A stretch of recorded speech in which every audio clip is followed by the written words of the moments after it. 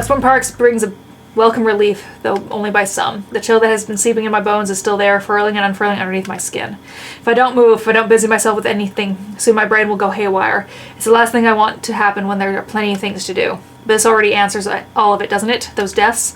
Just how many copies of the letters are out there? Isabella can't have the only one if other people are also getting cursed. It's not about that. It's about going in. It's like The Grudge. Just like The Grudge. You go in, you die. The letter was, I think, created by those kids that we saw in the video. So the letter had nothing to do with it. It was just being there, I think. That's what I'm going with. Could it be that the one she has shown us is just one of 5? Maybe even more. That whole passes to 5 people business is ridiculous, but at this point, is it still? All in all, we've found 21 people who might have read the letter. 7 of them deceased. 8 if we count Cooper. And that's only with what we can find right now. We have no idea how the contractors and specialists hired from the outside of the company are doing, if we are in any way affected. How many more people are suffering? How many are missing? How many are dead? Can I still even blame the Wrights for this? If anything, they might be in danger as well. I don't think I can wish a curse upon anyone, no matter how big of a douchebag Luke Wright is. There's also that woman. How do we get out of this mess? How do we get away from her? Shit. So many things we need to look into, yet all my body wants to do is pace, burn out whatever excess energy there is in me. Ashton, I'm getting dizzy. Will you sit down? It's the first time Isabella has said anything. She's been sitting quietly since we dropped here. Better and less distracting than watching her nervous habits, I suppose. She certainly seems calm now. Too calm, in fact, for someone who has just seen something terrible. But it's been more than a week for her already. People do get desensitized to things at some point. Some people like Isabella, who knows what's going on inside her head, though. Inside mine, there are too many, and none of them would sit still. I'm not going crazy, am I? I saw that. I'm pretty sure I saw that. I didn't inhale anything weird. Just shit. Shit. Isabella, please tell me that wasn't... What I'm not expecting when I turn to her is mirth. One that she could barely contain. You're laughing. Why are you laughing? I'm not quite sure what she sees in my face when the next second a laugh is suddenly bursting out from her. I'm so sorry, it's just that you should have seen the look on your face back there. I read that because it didn't. Yes, right, sure. I'm not the one who panicked. You almost ripped my arm off. Yeah, but... Isabella, this isn't funny. The woman almost got us. We could have ended up dead. I know. I'm really sorry. But this is just too precious to miss. You're trying to get back at me, aren't you? Well, I'm not the one who kept calling someone scaredy cat for years. How does it feel? Pretty good. I'm not scared. Yes, you are, sir. Really? Because it doesn't seem that way to me. At all. I'm not, all right? I'm just...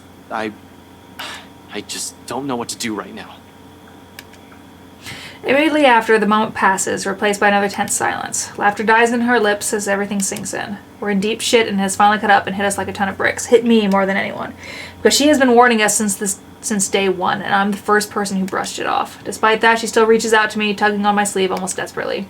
Her hands are trembling and there's a tremor in her voice when she speaks, but that cheer only remains fear. One that she has been burdened with from the beginning. Still going to do something about it, right? Not just stand around and let that thing get us.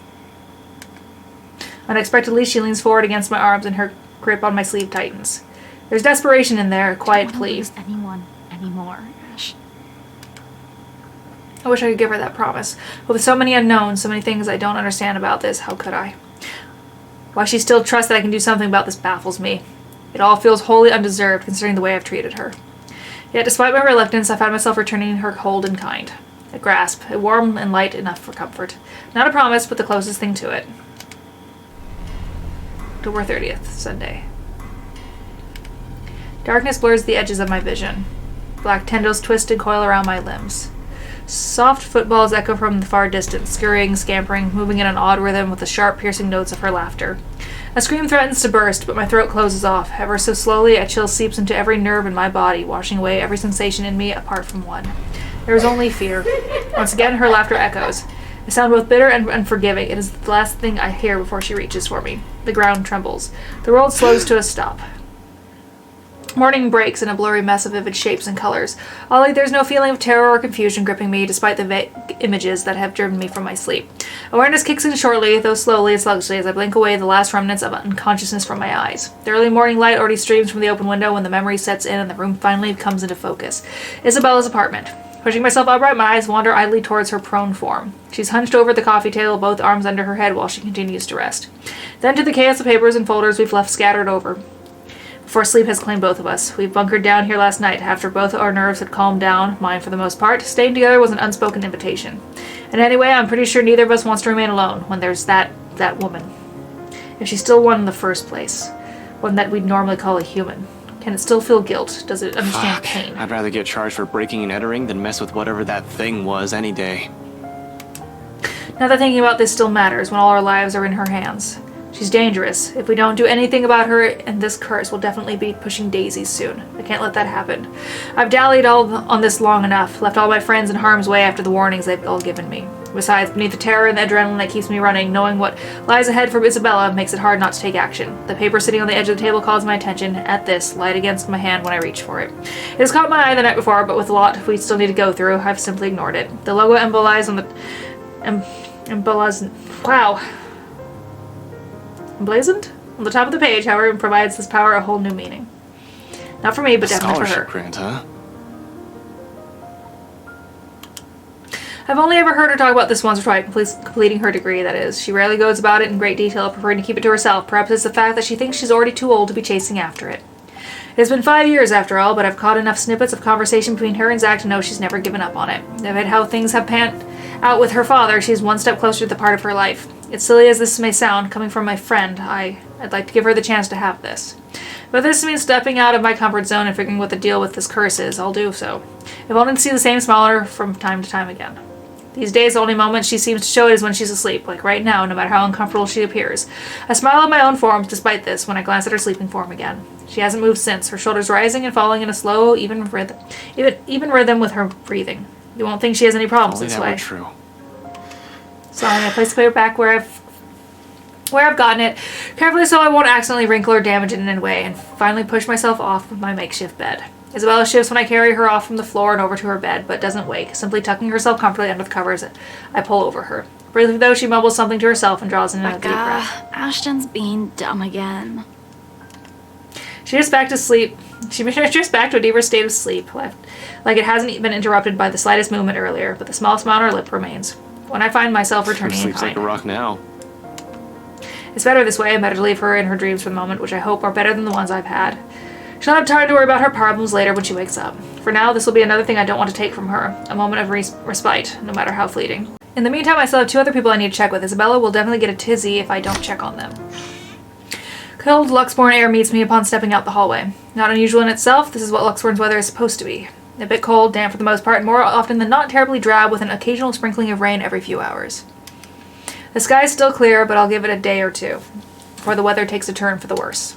I've complained about the awful rain for years, despite having lived here my entire life. I have to admit, though, seeing it in return to the usual feels extremely reassuring. At least something still normal in the world, when I no longer think the same for the situation we're in. A nightmare, that's probably all this is. Usually I'll say I've been through worse, but it's simply another lie I've told myself, isn't it? And I fed myself a great deal of lies over the years, just so I won't have to think about it the next day. Maybe we won't even have this problem if I haven't been running away and ignoring things, hiding them someplace no one will see, because I've since believed doing so is a show of weakness. Fuck do I know about ghosts, though? What does Zach? What does Rebecca? Seaman has mentioned dreaming about a woman. Whether it's the same one we've seen, I've yet to ask. Bottom line, he likely knows as much about this as I do. Hell, Rebecca's probably the same boat, grasping for anything that might provide an answer, a way out of this. What can any of us do when all of us lack any understanding of what's happening? One thing's clear about this, however. That thing is after us because of the letter. Both Rebecca and Zach have seen it too. She will go after them as well. Yet here I am, walking up to Rebecca's door, one slow step at a time. A stalling tactic to allow myself some time to put the mess in my head in a better order. How to phrase this when there's a 90% chance she's still pissed about a whole different matter. It's the only reason we didn't check on her last night, aside from the ungodly hour Isabella and I arrived. We'll only alarm her by showing up at her home in the middle of the night, acting like babbling lunatics, and her anger can last quite a while. These days, it seems the only one she can easily forgive is Isabella. But even with her, Becca's fuming still takes hours. I run my hand through my hair and straighten out my jacket before knocking. Once, twice, and 3 times just to be sure she's heard me, even if she is asleep. She's usually awake by now, Becca, though. it's Ash. Open up. Don't tell me you're still in bed. Seconds ticked by. No answer from her. The dread has started to creep up. I've been trained to handle the dire situations, but the feeling has been doing that quite frequently since last night. My mind begins to anticipate the worst, and in the next minute concern has mixed in with my thoughts, and I bang my fist on the door, louder this time. She'll definitely be livid, but I'd rather face her wrath than a dead It's body. Ash. There's something we need to talk about right away. Open up. I know you're... Your girlfriend left early this morning, pretty boy. So if you could do us a bloody favor and shut up, that'd be real fucking polite. My hand pauses short of landing another heavy knock. From the other unit, Rebecca's other neighbor peeks out in through his door, though I see nothing but a bundle of blankets. I'll say they need help from being devoured by their sheet, but it sounds like he's just fine. He's a huge asshole too, course of action, so people like him won't ruin your day. Act like the nicest person on the planet. Has done me wonders when I was a rookie patrolling the street. No need to match his Oh. temper. Did she say where she was going?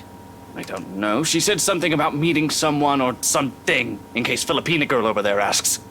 Well, what am I, her keeper? You know some people want to sleep in on a bloody Sunday, so keep it down. That's Luke's voice actor. Just looking forward to this weekend. Thanks, you damn git. Well, there's no need to be an ass about it. I'll get out of your... He slams the door without warning. But no matter what, muttering a string of very colorful words about me. Probably thinks I won't hear from him inside the 4 walls of the Jerk. apartment. And at the end of it, a sigh. And so Rebecca's not here. I must have missed her by an hour or so, but at least she's not alone. She should be safe, in theory. More so if the person she's meeting with is who I'm thinking. Nevertheless, I still can't help but worry. It's an easy going, oh god, this is where she'd call to tell him to be like, I'm dead. Okay. Or that she's about to die. Ugh, that was so depressing. Check Brashley to find out where she is and go straight there without deliberating my actions first. There's Zach to boot. Rebecca's not alone, but I can't say the same for the big guy. A simple phone call to the both of them should do the trick. It leaves my nerves at any rate. It's better than rushing over to Zach's place or assuming Rebecca's whereabouts and finding out that they're not where I've guessed they should be. Assuming the worst will come next, which I'd rather avoid this early. Any other reason, I won't bother them, but emergency begs for urgency. This is one, right? Even if it isn't, anxiety from concern dulls judgment, something I most certainly can't afford to lose at any given time, especially right now. Any means to calm it will do wonders for the muddled mess my mind is already in. Pulling up my phone, I thumb through the screen until it ends in the group with only Zach, Rebecca, and Isabella's numbers listed. Other people will probably say I keep too few friends when they chance on this. To some extent, it's true. I can easily name about 100 people I've been acquainted with through the years, colleagues, blockmates from uni, neighbors, those sorts of people. They all come and go. But these three have been chosen to stay for some reason, without wanting or asking for anything. Unlike the others, none has Zach's kindness, Rebecca's patience, nor the sincerity in Isabella's eyes. One day these guys are just there. The next thing I know, being with them eases it. The heavy, somber feeling lingering in the air when you stand alone in your apartment, or something as simple as spending your day off without anyone. I'll say it's loneliness, but this carries much more depth than that. If I can't help it, I don't want to lose any of them to some stupid curse. A phone call may be the least comforting thing at the moment. Honestly, I prefer being in the same room with them right now, but I'll take what I can get. Becca first. She'll get angry at me for worrying about her. She isn't some helpless damsel in distress after all. She isn't the shy little girl I knew when we were children. We're already far from the people we were back then. But that's more than enough reason to check in on her. I don't have to imagine her taking another head on. She'll do it instead of asking for help when she needs it. I don't care if she gets mad at me, if only to know that she's fine. A ring. In silence of the hallway, it sounds alone. It might as well be sharp enough to pierce through my ears. Another second passes. 2, 3. But when on the 9th ring goes straight to her voicemail, cold feeling instantly lodges in my stomach. Rebecca Gales here. You've reached my voicemail. Sorry if I can't get to you right now. Oh, and if this is Isabella, yes, you're free to reheat the food in my fridge. Otherwise, leave a message. Probably just busy, that's all, though I still barely manage to keep my voice even when Hey, I Becca, speak. call me back when you're free. We need to talk. ASAP. Becca will be alright. Is alright. She's safe. She's with someone. Yeah, a ghost at the moment. And then when that woman shows up, she'll have someone with her. Someone she'll be able to ask for help. She's safe. She can handle herself. Becca might have a fiery temper, but she knows when she's faced with something she can't handle herself. Rebecca will see my missed call and she'll call me back. If I don't express it enough, Rebecca is someone I consider important to me. She's been my friend for the longest. Oh, little Becca. little Becky. Anybody else would have been fed up with me and left. That girl stuck by me no matter how big of a jerk I've been. There's Zach and Isabella now too, of course. I'll always be thankful for having them around. The worst times before, however, Becca was there. No one believes it when I say it, but I've surely had my awful moments as a bratty kid and a horrible teen. Issues I've too many them to count and refuse to deal with for a time. At least that's what Andrew likes to tell me. I tend to think nothing of it. It has mellowed down over the years, thanks to the professor mostly, but at times I do wonder if it still burdens me the way it did all those years ago. After all, I was terrible, especially around the time of my parents' separation. Looking back at it now, I had no reason to direct all my frustration towards anyone else. Well, I wasn't a kid who lashed out at anyone, preferring to keep it to myself and turning those negative feelings into more productive things. I've grown distant from a lot of people because of it, from my old friends back in my old school and the neighbors I've hung out with before moving. A habit I've likely brought with me into adulthood. I was just so angry with everyone and everything. All I kept thinking about was myself, wondering why me. In retrospect, I was selfish, a little bastard who thought the world revolved around me. That I shouldn't have been going through it. I believed my behavior was entitled, that I had the right. Tough times, but she stuck with me, snapped me out of my little sulk, as she often phrases it, whenever she sees the chance to bring it up. She didn't tolerate my bullshit, but she didn't leave me alone either. If anything, the whole thing made her stick around. Her concern may have grown a bit overbearing as the years went by, but she's still an old friend nonetheless. I owe her a lot. That won't change. Damn it. Where are you, Becca? Another message left on her voicemail. Then on my third call, I hang up. For the time being, I can't do anything more than wait for her to return my calls. Worrying aimlessly won't get me anywhere. Zach, on the other hand, that guy attracts trouble no matter how much he tries to avoid it. Doesn't help how he hasn't been too hot lately with a lot of people. His mention of plans yesterday doesn't sit too well with me either. He might be the next irresponsible adult after Rebecca, out of the four of us. But I've still got to check on the big guy. Make sure he's doing okay at the very least, whatever he planned on doing. All I'm asking is for it not to be idiotic. He's a sensible guy, I'm sure. However, desperation clings and pushes people to do things, rational and irrational, it doesn't matter. Clear thinking flies out the window the moment you're in danger, and I sincerely hope he has not found himself in a tricky situation. His phone doesn't even ring before he answers, or his voicemail at least. Zach. Well, a voicemail anyway. I'll get back to you as soon as I can. So, just leave a message, yeah? And no, Ash, you're not allowed to lockpick your way into my apartment again. Just do what any other decent human being does and call if I'm not around. Thanks. Did you turn it off? Why? I don't want to assume the worst yet. Maybe he's forgotten to charge it. Can't be. The guy can be a bit of a Boy Scout even more than I am as a cop. He's the type who has an extra battery or a power bank in his bag if he ever needs it. And he always does. He won't say anything or brag about it, but he's got quite a roster of VIP freelance clients. He won't just leave his phone dead in case he's on the field, particularly when people will likely be looking for him. He always leaves his connections open whenever clients or his friends need him. Zach is reliable like that. Why isn't anyone answering? His mobile is an out-of-range area sounds more plausible, although the thought of it doesn't completely shake off the unease. Unlike Rebecca and I, he took this time to listen to what Isabella said, and if he didn't believe it, he was definitely the first one to offer help or try to do something. If he ends up in trouble, missing words again, if he ends up in trouble doing whatever it is, so help me, I'm going to. Well, I can't be rash, I'm aware of that. Been running the same reminder in my head since last night.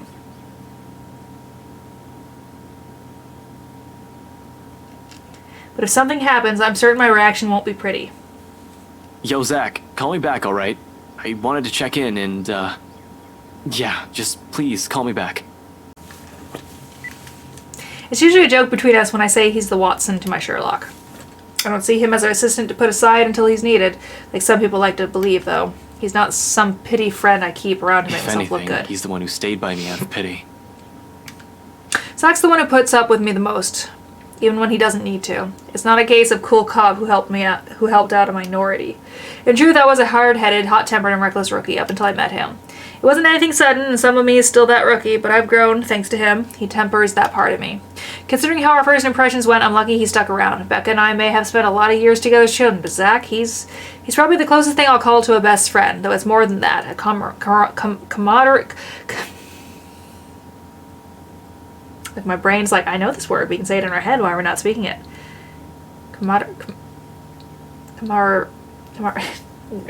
Two words. No words can express. You know when you have those days where you know a word but you just can't say it? I have that word with statistics sometimes. Where I'm like, I know the word. My brain's not... Camaraderie. I know this word. I can say it in my head. Why it does not come out tongue? Blech. He has my back, and I'll always have his. He's a brother I've never had the luck of ever having. And Only I've child and every all. reason to worry about my brother. Becca's neighbor did say he went out to meet with someone.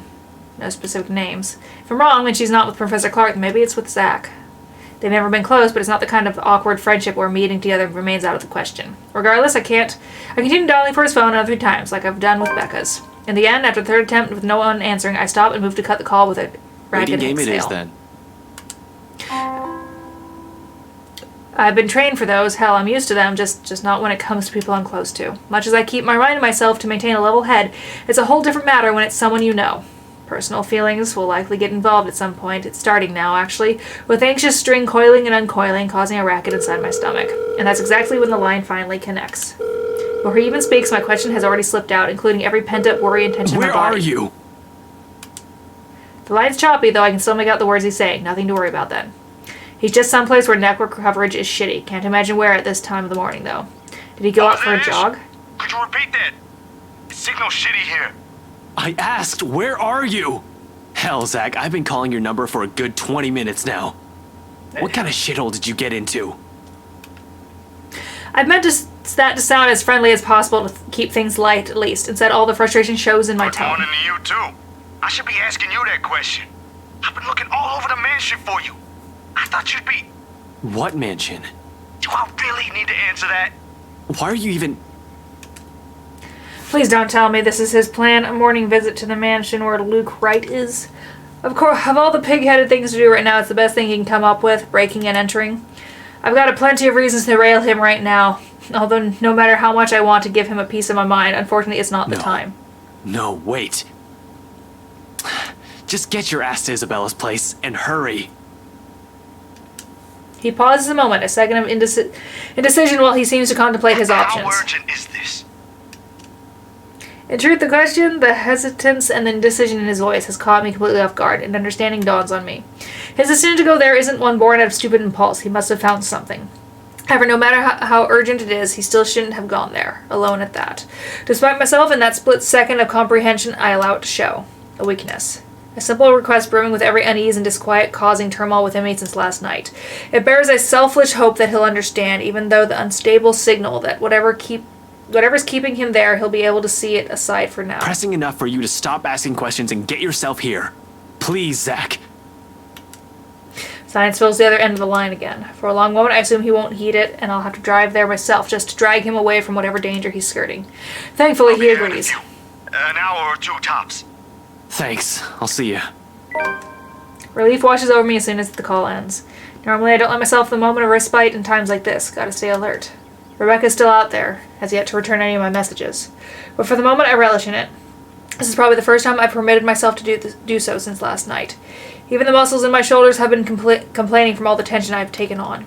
It still annoys me that all I can do right now is grit my teeth and trudge back to Isabella's apartment. Useless. That's what I am in the face of this. A mad dash around Luxborn and Enslam isn't going to help things. It's not like I'll simply stumble across them on the side of the road during a drive. The city is too big a place for one person to go searching for only 2 people. I'll be lucky if I even glimpse the hair of either of them. With one last hopeful glance toward the open skies, I slip back into Isabella's apartment and close the door behind me. I might have already grown used to this, but the waiting will always, always be the hardest part, more so when it's the people you care about. You're up early. I thought you left. This is not the first time I've seen Isabella like this, standing casually by her kitchenette, a ladle in hand, keeping an eye on whatever is stewing on the stove, while humming a soft tune under her breath. 5 years ago, it has become a common sight after 3 of them, including Zach and Rebecca, found a mutual interest in cooking. After that, whenever our schedule allows it, one of them will invite everyone to dinner or lunch instead of eating out. Rebecca prefers it that way, healthier, she claims. Zach's just too happy to be able to cook for everyone. Isabella, on the other hand, as long as there's food, she's happy. Me, I've been banned from the kitchen ever since the pressure cooker incident. Easier times, good times. Right now, however, the scene brings up an odd sense of normalcy, a strange fit with all the things going on around us. Not welcome, not unwelcome, only bizarre, I suppose. Isabella doesn't follow up her questions from earlier, but she does raise an eyebrow my way when I take too long to answer. For that, I only offer a casual shrug in response and a short answer. Zach and Rebecca. I'm just waiting to hear back from them. I'll add in a quip or two for her if the timing for a joke isn't off or doing so won't be inappropriate. I don't want to alarm her either. There's no reason to yet. Until Zach gets here or until I've received an answer from Rebecca, whichever comes first. Nevertheless, it's clear she has plenty of questions. It's right there in the subtle creases between her eyebrows and the inquisitive gleam in her eyes. Curious as she is, though, she decides against voicing all her questions out. Instead, she shifts her attention back to the stove and gestures vaguely with her hand in the couch's direction. Well, if we're going to wait for them, don't stand around there. It's getting distracting. You're just cooking. How am I distracting? I don't know. Something might explode again, maybe. Zach's kitchen ban for you is also in effect here, you know. Now shoo, go. Stop hovering. You'll ruin the food. I'll be done here soon. She leaves no room for an argument by swatting the ladle at me, and just like that, I've been kicked out of the kitchen. Left with nothing else to do, I drift back to her tiny little living space and slump down on the couch.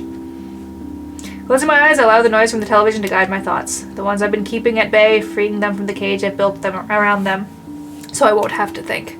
One by one, they trickle back into my consciousness, each more frightening and unnerving than the other. So many things going on, so many things happening. The papers we've gotten from the BRC doesn't provide any comfort either. Seriously, is there even a point to those after last night? What will asking those people do? If anything, it's only proved there might be more copies of that dumb piece of paper. We have one here, but how many exactly is there out there? More importantly, how do we get out of this stupid mess? Damn it, I haven't felt this kind of bone-weary exhaustion I don't in want to years. think what might happen next in case I miss something. Shit. Rebecca. Zach. They're all Isabella. depending on me and... Ash! I like how he assumes they're all depending on him and they're really not. Like, yes, he's helping, but they're all helping. They're all part of this, and he's purposely putting that pressure on himself. The voice snaps me out of my thoughts, abruptly wiping away everything running in the racket inside my head. Suddenly, Isabella's there, crouched in front of me when I crack an eye open. I haven't even noticed the exact moment when I bent over and buried my head in my hands, figuring why she's staring at me like I'd fainted or something. The creases on her eyebrows grow deeper at my lack of response. Although she's merely staring at me without saying a word, her expression says everything. So much for trying not to alarm her with bad news. I just spaced out for a moment. Don't mind me. For a brief moment, she seems to accept that. Quietly, she shifts, stands up, and takes an empty space right beside me. All done without a single comment. Then the next thing I know, she's gently pushing a bowl in my hands. The scent reaches me first, before I've gotten a chance to take in what she has just handed me. A faint sweet smell of cocoa wafts from the dish. Calm and comforting despite the multitude of things bothering me. It certainly smells like the kind of food you'll eat on a rainy day.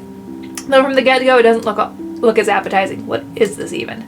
Porridge? Why would you put chocolate in it and milk drizzle on top? She tells me my tastes are weird, yet here she is handing me something equally as strange. In fact, she's already started digging in hers. I'm just not sure if the taste will be equally as appealing. Baffled, I glanced her way. She offers no immediate answer, simply continues eating as if she has done so in the week, with her focus solely on the television. She's not watching, however, just listening. As a background noise, the voices from it seem too cheerful, a welcome distraction, if anything. It's only after she has finished off half the bowl does she acknowledge the question in my eyes. With a sigh, she cradles the dish on her lap and looks down at it. Briefly, her lips part, then closes. A hesitation, though I don't push her. There's a distance air on her, as if she has remembered something that warrants a poignant thought. When she speaks at last, it's a tone too careful, like she's still weighing her words, considering the proper phrasing for it. Yet sincerity underlies each syllable since they're out in the open. Back at home, Mama would never let us leave the house if we hadn't eaten breakfast yet. Even Papa has gotten an earful when he tried. Just tell him what the fucking food is. So eat. You'll need it. She returns to her food afterward while I only stare at the one she has preferred a few moments later. Oh, gosh. Warm against my hands, tempting me to take a bite. Not that I don't appreciate this, but what good will this do? Zach and Rebecca's both out there. Who knows when the ghost will show up again? Even in our dreams, we're not safe, but that's it, isn't it? We don't know when, and at the present we have a chance at respite, being maybe the only one we'll have. Even if it's as mundane as sharing food between us quietly, just sitting, I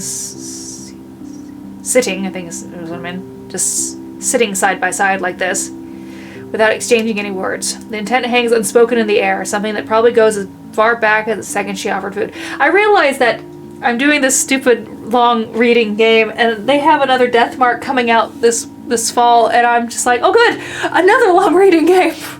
Shit, And that one I am supposed to do voices for, I believe. Oh good. Oh yay.